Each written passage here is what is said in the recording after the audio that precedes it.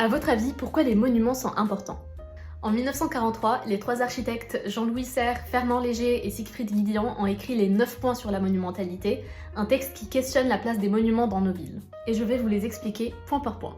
Premier point, les monuments sont des repères culturels et historiques. Ils symbolisent les valeurs d'une société et transmettent son histoire aux générations futures. On peut donner comme exemple les pyramides nubiennes au Soudan qui témoignent de la puissance du royaume de Kouch. Deuxième point, les monuments expriment les besoins culturels les plus profonds. Ils représentent les valeurs essentielles d'une société. Et là, on peut penser à la mosquée Hassan II au Maroc, qui symbolise à la fois l'identité, la spiritualité et les aspirations nationales. Troisième point, une société sans vision collective ne produit pas de monuments durables.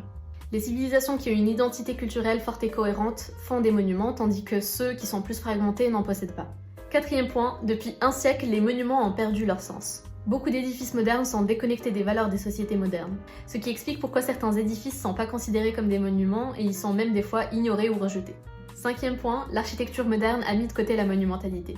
Les architectes modernes avaient des missions plus urgentes à ce moment-là, qui sont en lien avec la création de logements, d'infrastructures, etc., ce qui a poussé la monumentalité à passer au second plan. Sixième point, l'après-guerre, une opportunité pour repenser la ville. Pour favoriser la vie collective en ville, contrairement à l'avant-guerre dans laquelle il y avait plus une approche fonctionnelle et industrielle.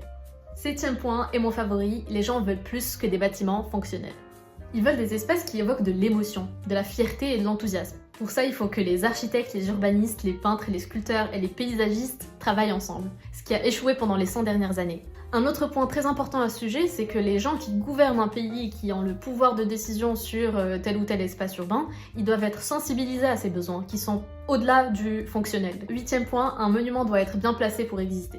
Et les monuments ne doivent pas être implantés de manière aléatoire, ils doivent respirer dans l'espace urbain, tout comme un arbre qui a besoin de place pour pousser.